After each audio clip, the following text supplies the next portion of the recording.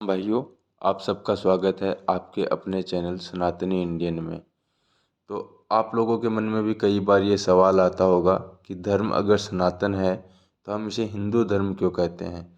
तो आज के इस वीडियो में हम इसी टॉपिक के ऊपर बात करने वाले हैं कि अगर हमारा धर्म सनातन धर्म है तो हम इसे हिंदू धर्म क्यों कहते हैं। तो इसका मेन ये जाता है, बहुत अगर हम पीछे जाते हैं तो हिमालय के अंदर है हिंदू कुश की पहाड़ियाँ और उनसे निकलती है सिंधु नदी। तो सिंधु नदी के तटों पर जो पुराने जो लोग बसते थे उनको सिंधु सिंधु निवासी या सिंध नदी के ऊपर रहने वाले लोगों के नाम से जाना जाता था उन्हें। तो इराक, ईरान, जो पर्शिया का जो एरिया है, जो आज के समय का इराक और ईरान है, या फिर समुद्री मार्गों से जो विदेशी जो व्यापारी आते थे, वो जो सिंधु नदी के आसपास के जो लोग रहते थे ना, उनको वो हिंदू बुलाने लग गए। हिंदू क्यों बुलाने लग गए? क्योंकि इनकी लैंग्वेज के अंदर थोड़ा सा इस तरीके का प्रॉब्लम था, ये से को है बोलते थे। तो से को है बोलने के चक्कर में जो हिंदू, सिंधु नदी के कारण ये हिंदू नाम आया और बाद में जहाँ पर हिंदू रहने लगे उस जगह का नाम हो गया हिंदुस्तान।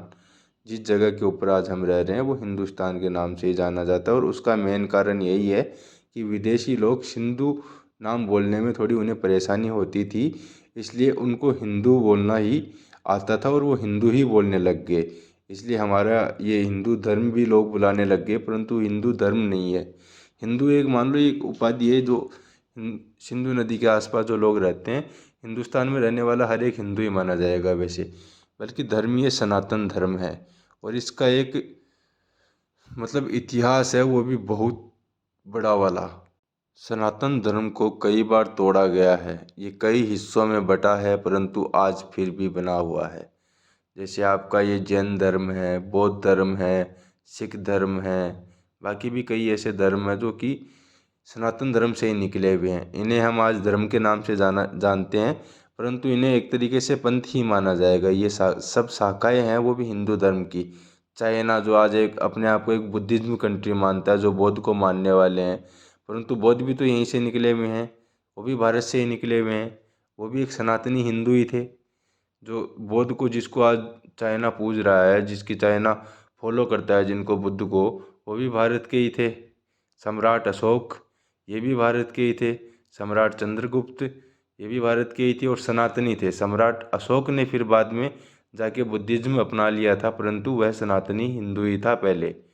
उसने एक अटैक के अंदर काफ़ी, जब चक्रवर्ती सम्राट था सम्राट अशोक, उसने काफ़ी लोगों को मार दिया था। फिर उसे एक बार ग्लानि हुई इन सब चीज़ों की, तो उसने फिर राजपाट त्याग कर फिर ये बुद्धिज्म अपना लिया और फिर उसके बाद उसका राजपाट भी लूट गया और उसका राज्य भी बर्बाद हो गया। तो सनातन धर्म है ना, केवल मतलब प्रजा का हित करना ही नहीं सिखाता, बल्कि प्रजा की रक्षा करना भी सिखाता है कि प्रजा से लूटो मत, आप प्रजा का भला करो।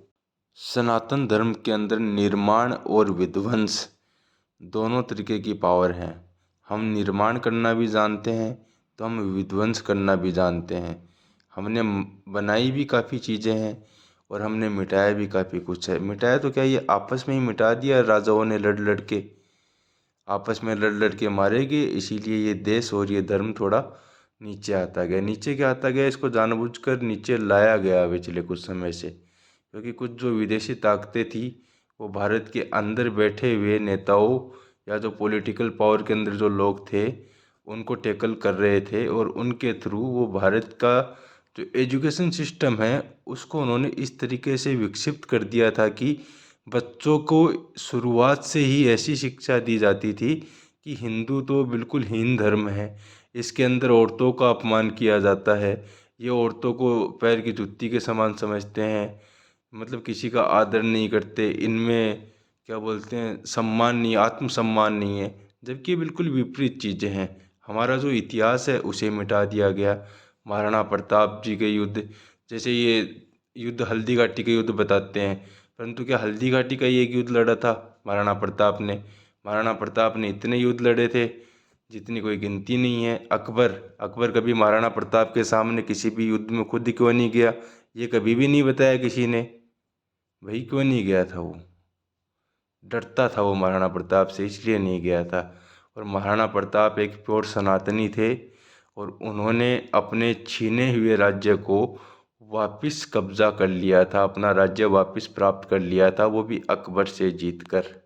छत्रपति शिवाजी महाराज, जब अफजल खान ने उनकी कुलदेवी का मंदिर तुड़वा दिया था, तब शिवाजी महाराज उसी के महल के अंदर उससे मिलने के लिए गए और वाघ नख से उसके शरीर के चीर के रख दिया, और जिससे अफजल खान की मौत हो गई।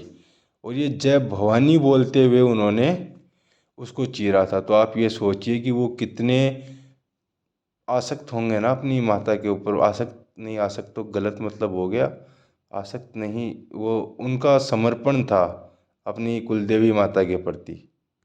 ये तो कुछ उदाहरण थे, और एक तरीके से और भी काफ़ी चीज़ें देखी जाए तो हमारी जो एंशंट इंडियन टेक्नोलॉजी थी, जो सनातन धर्म के अंदर जो विज्ञान था, उसको भी दबाया गया। आज के समय में ये जो विदेशी, जो पश्चिमी देशों वाले लोग हैं, जो ये वैज्ञानिक सारे बने हुए घूम रहे हैं, इन्होंने नॉलेज सारा हमारे यहाँ से चुराया है और नाम अपना दे दिया। नहीं तो आप देखिए ना, हमारे आर्यभट्ट जी ने, सुश्रुत जी ने आज से कितने हजार साल पहले गणित का है, आपका जो शल्य चिकित्सा है, उसके बारे में बता दिया था। वैज्ञानिक हुए हैं जो महर्षि अगस्त्य थे, उन्होंने सबसे पहले बिजली का निर्माण किया था, परंतु आज उनका नाम कहीं सुनने को मिलता है? नहीं मिलता। क्यों? क्योंकि उनकी मार्केटिंग नहीं हुई। और आज के समय है मार्केटिंग का, जिसकी मार्केटिंग ज़्यादा वो सबसे ज़्यादा पावरफुल, या उसका ज़्यादा नाम।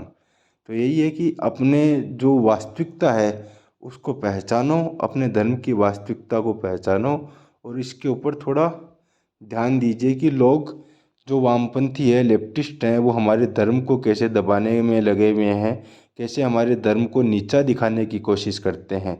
ये कुछ लूप होल्स ढूंढते हैं जिनके बारे में शायद आपको भी नहीं पता होगा। अगर आप पढ़ोगे तो आपको भी पता चलेगा। जैसे आजकल एक ये चल रहा है, वो सकल ताड़ना के अधिकारी वाला, उसके अंदर ये सारे एग्जाम्पल उसी का देते हैं कि इसका क्या है कि आपके में तो ये कहते हैं कि नारी को, पशु को, इनको सबको, ये तो भाई ताड़न के अधिकार, मतलब इनको तो चाहे आप कष्ट करो, कष्ट दो, इनको गुलाम बनाओ, इस तरीके से।